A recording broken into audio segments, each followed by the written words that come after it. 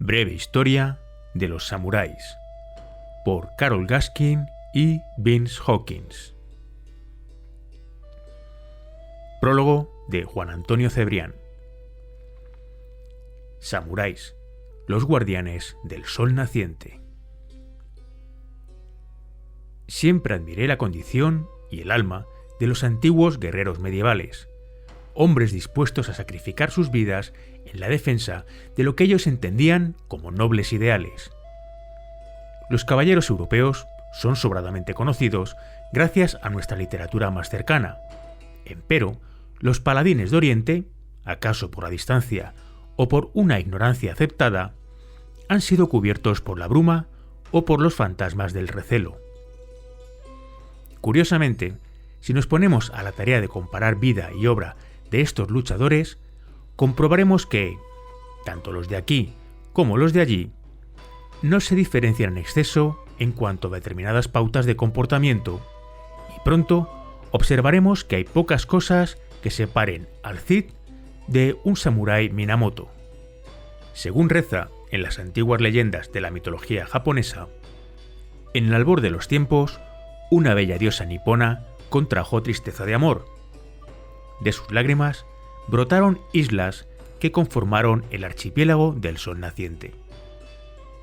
Siglos más tarde, surgirían guardianes para proteger las costas y territorios de una de las culturas más apasionantes de las que pueblan nuestro planeta.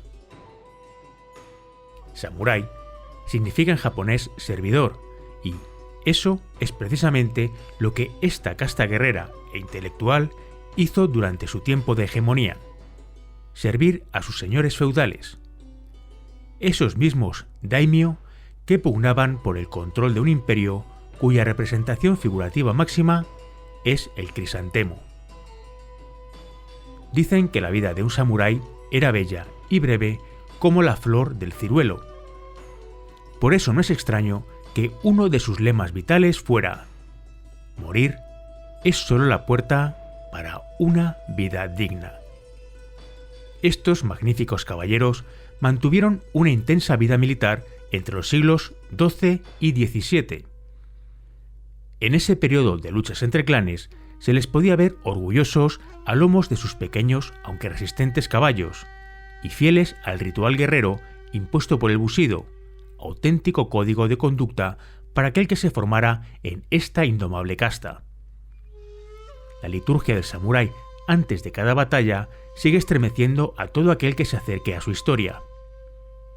El poder contemplar a cualquiera de estos hombres en la preparación de un combate constituía un enorme espectáculo donde la intensidad y el honor lo invadían todo.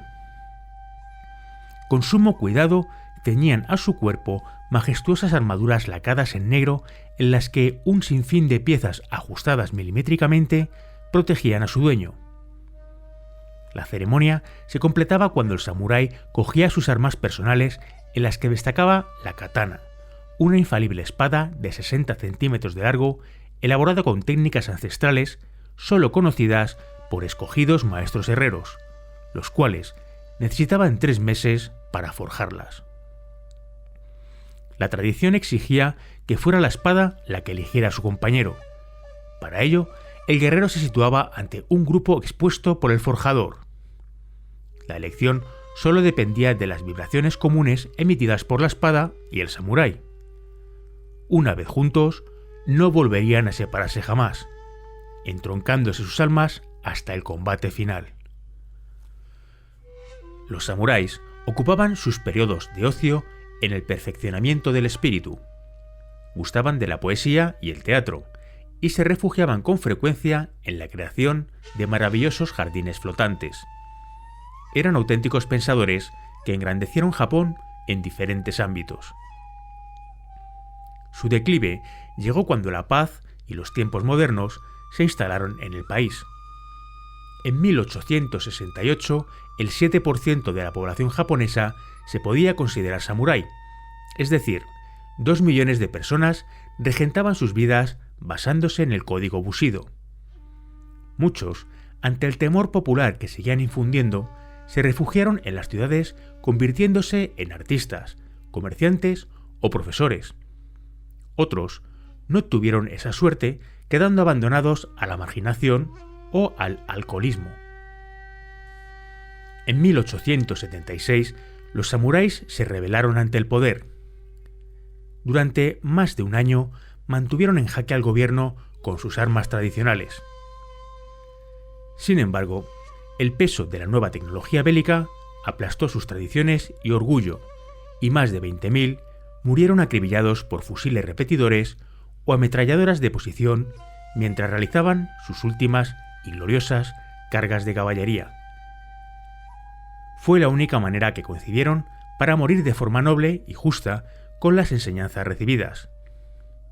Otros optaron por el seppuku o suicidio ritual, acabando sus días por su propia mano y no por la del enemigo.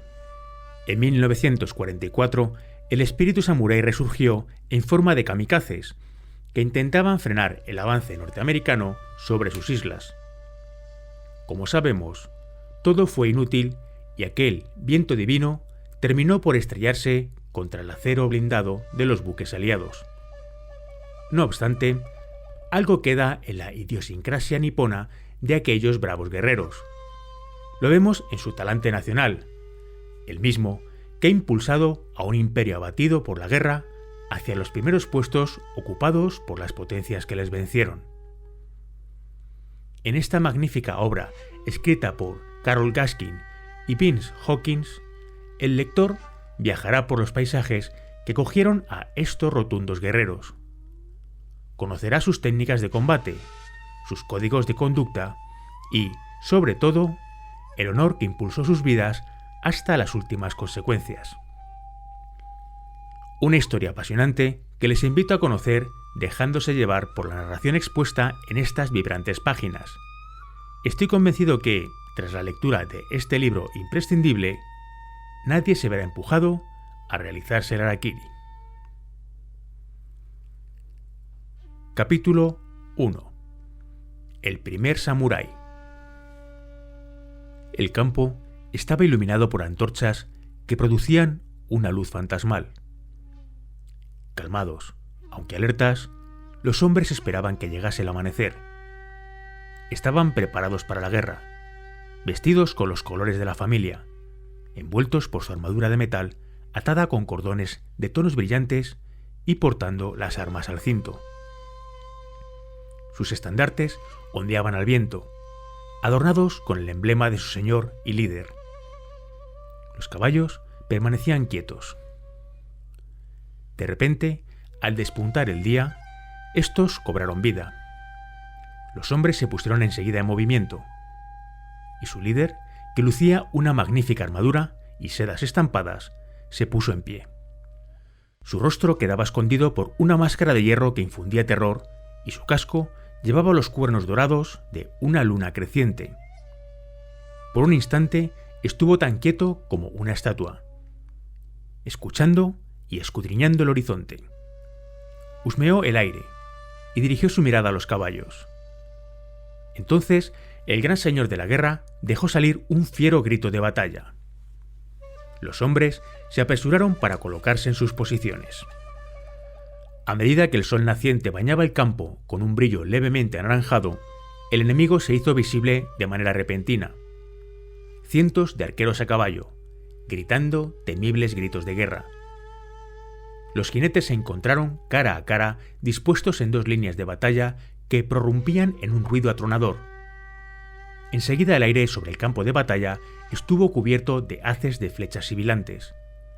Heridos, los caballos caían al suelo, relinchando de dolor. Algunos guerreros intentaban extraer las flechas de sus miembros para continuar luchando hasta donde las fuerzas les permitiesen. De repente, el campo de batalla enmudeció mientras una figura solitaria se adelantaba galopando. Su armadura llevaba la insignia del enemigo, y su casco estaba decorado con grandes cuernos. Cabalgaba mientras gritaba su nombre y los nombres de su familia. «¡Ni 1000 hombres podrían conmigo! ¿Hay alguien que ose luchar contra mí?» Respondiendo al desafío, el señor de la guerra adelantó su caballo. Los cuernos de su casco brillaban como el fuego en la mañana recién estrenada. Mis antepasados valen cada uno 10.000 hombres. Nuestro honor es célebre a lo largo y ancho de toda esta tierra. Los dos guerreros cargaron el uno contra el otro a galope tendido, intentando que el adversario fuera el primero en retroceder. Ninguno de ellos podía permitir que lo llamaran cobarde. Llevados por el frenesí del momento, sus caballos colisionaron violentamente y los combatientes cayeron al suelo.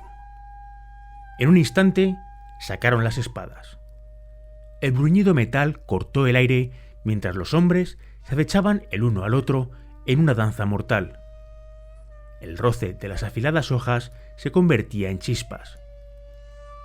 Al ver una posible entrada, el retador lanzó su espada al cuello de su contrincante.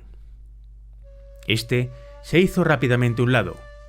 ¡Ey!, gritó blandiendo su espada delante de él. Lentamente, el guerrero del casco con cuernos se derrumbó cayendo al suelo, herido de muerte.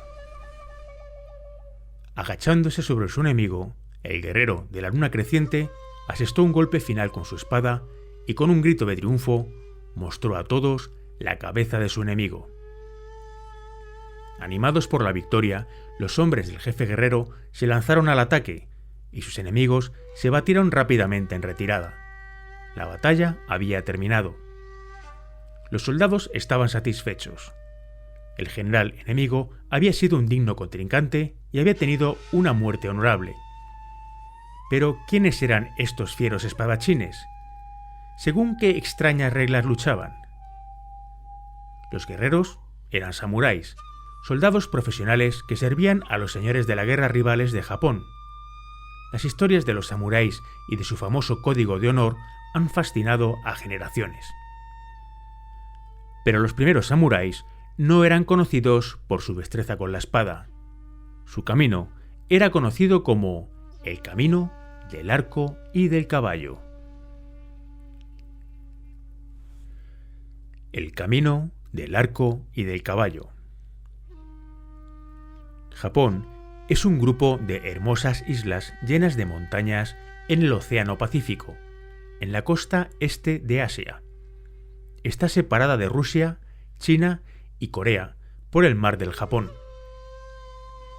En tiempos remotos, Japón era gobernado por un emperador y su corte. El emperador era tratado como un dios y se creía que descendía de la diosa Sol, Amaterasu.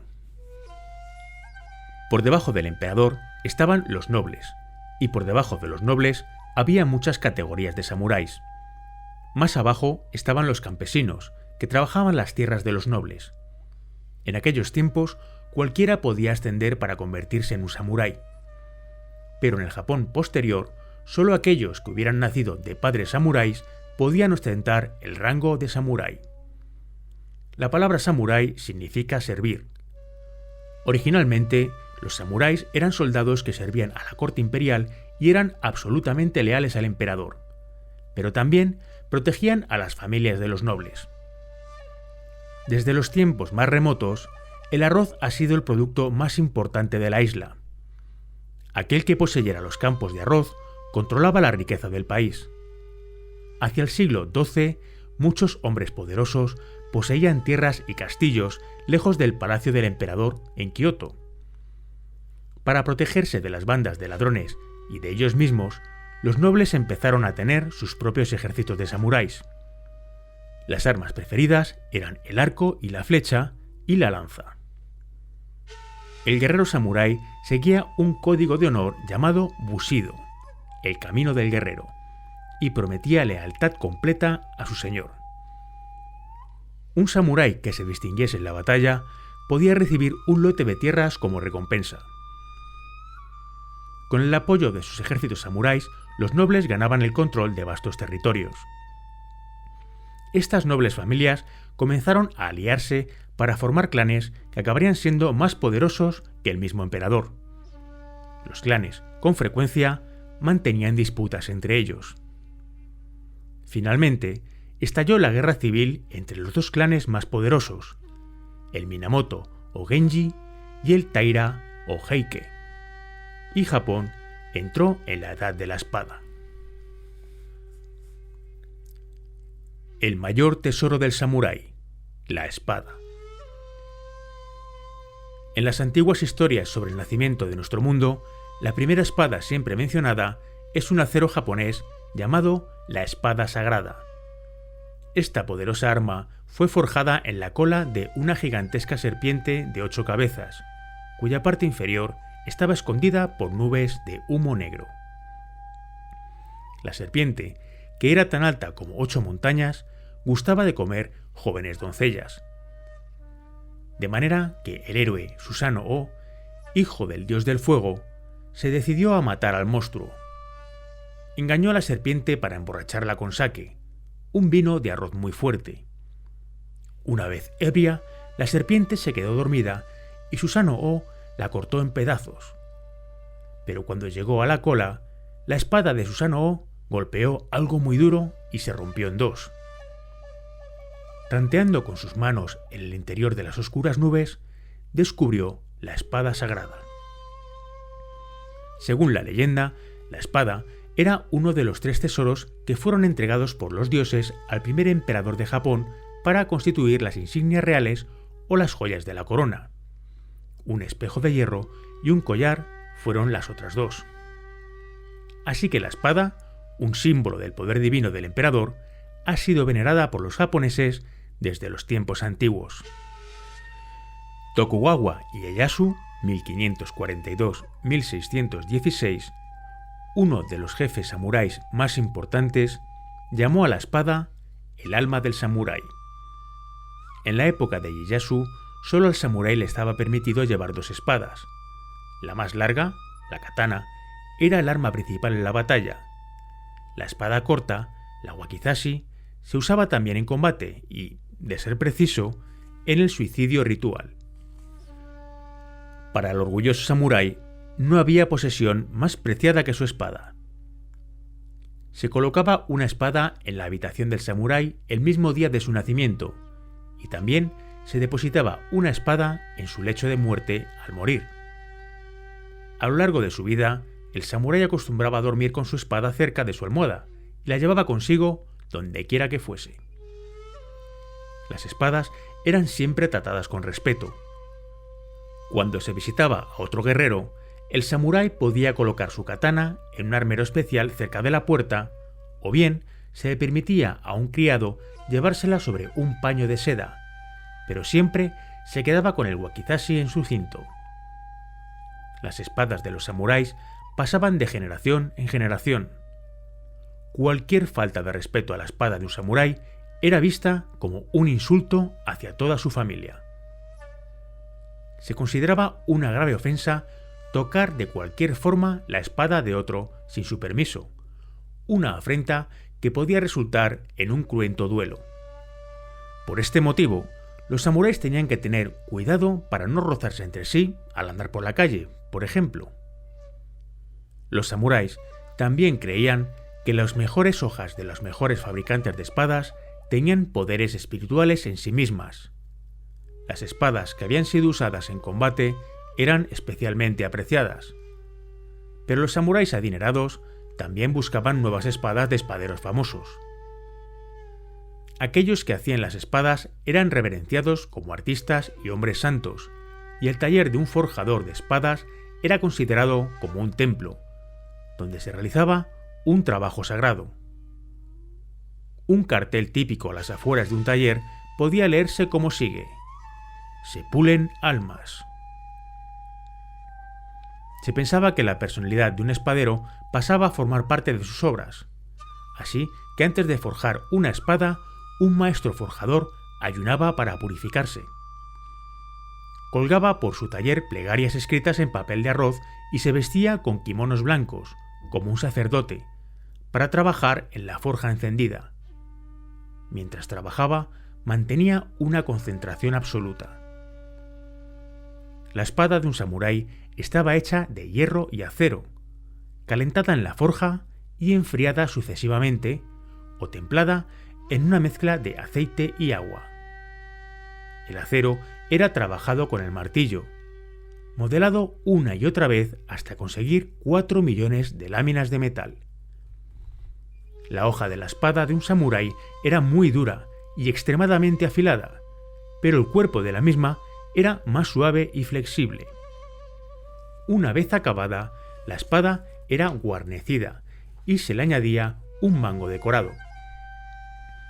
Tras lo cual, la nueva espada podía ser puesta a prueba sobre el cuerpo de un criminal. A la manera de un artista, un maestro hacedor de espadas solía firmar su trabajo. Pero el más famoso de todos los espaderos, Masamune, 1264-1343, fabricó espadas tan peculiares que no necesitaba firmarlas. Masamune era tenido por un hombre profundamente religioso y se decía que sus espadas poseían un gran poder espiritual. El principal rival de Masamune, Muramasa, fue también un hábil espadero, pero Muramasa amaba la guerra. Sus espadas eran tan fuertes que podía cortar un casco como si fuese un melón. Sus armas tenían sed de sangre. Se decía que los samuráis que poseían las malvadas espadas de Muramasa se volvían locos, incapaces de parar de matar, hasta que finalmente volvían las espadas contra sí mismos. Según la leyenda, una manera de comprobar la diferencia de carácter entre las espadas de Masamune y las de Muramasa era poner una de cada, de pie, en una corriente de agua. Las hojas que flotaban en el agua evitarían la espada de Masamune, llegando de una pieza al otro lado. Sin embargo, se verían atrapadas sin remedio por la mortal espada de Muramasa y acabarían cortadas en dos.